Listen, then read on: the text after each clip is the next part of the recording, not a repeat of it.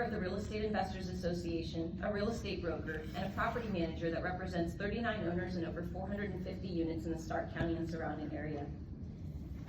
I hope my experience of 20 years in property management will be a benefit to you today, and I appreciate your time in allowing me to testify. The first bill I'd like to talk about is House Bill 93.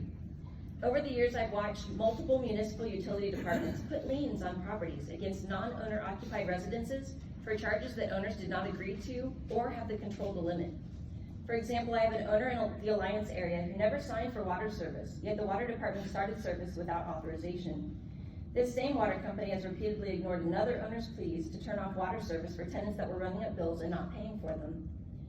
If the housing providers who are not using the services cannot get service turned off by the municipality and cannot prevent service by not authorizing them to turn it on, they have very little control on how they can limit their financial costs, which is what we need to keep rents low.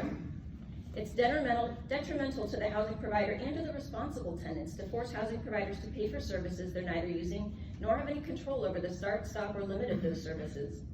If the municipal water service can start service without authorization, ignore their own policies about when to turn off service, and allow third parties to run up bills with no liability of their own, we'll continue to see these same abusive practices that are occurring.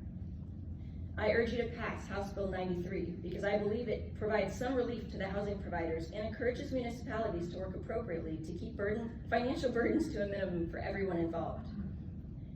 The next bill I would like to talk about is Senate Bill 76, which is the high volume landlord tax. This bill proposes to charge any housing provider that owns 50 or more homes $1,500 a month for each property. My management company currently manages over 450 units. We have 0 homes that even rent for $1,500 a month. Our price ranges from $395 per month to $1,295 per month. More than doubling the rent amount just to meet this fee is impossible for both the owners and the tenants, as it makes housing unaffordable for virtually every tenant in our county. Isn't our goal to keep housing affordable? Now, we keep talking about needing more housing. These housing providers are your solution, and they work with the existing housing stock, so we're not worrying about trying to rebuild everything. They're the ones that are buying homes that frequently nobody else wants. They're not projects homeowners want to buy. These housing providers are buying the dilapidated homes that, for example, are the ones with delinquent taxes. So when they buy these homes, the county gets their money, they fix up the dilapidated houses that are eyesores in the community. They hire local contractors who pay income tax. They buy building supplies from local stores, which provides more sales tax. And they increase the livable housing stock here in Ohio, which keeps rents down.